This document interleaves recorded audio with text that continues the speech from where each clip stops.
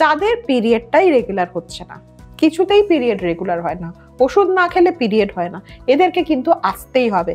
এদের কিন্তু ওভুলেশন বা ডিম্ব নিঃসরণ মানে ডিম্বাশয় থেকে ডিম্বাণুটা বেরোতেই পারছে না।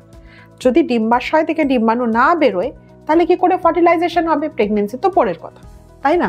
তো তাহলে ফার্স্ট যেটা আমাদের করতে হবে যে ডিম্ব নিঃসরণ হচ্ছে সেটাকে আমাদেরকে ডকুমেন্ট করতে হবে, কিভাবে হচ্ছে সেই ওষুধটা কিছুদিন প্লিজ চালাতে হবে। এবং এরকম ব্যাপারটা নয় কিন্তু যে এই সাইকেলে ডিম্ব নিঃসরণ হলো মানে এই সাইকেলেই কনসিভ হয়ে যাবে।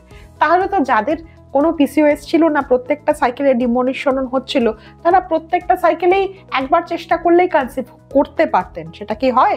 আমরা কেন বলি যে 1 বছর ট্রাই করবেন, 1 বছর চেষ্টা করতেই হবে মাথা ঠান্ডা করে?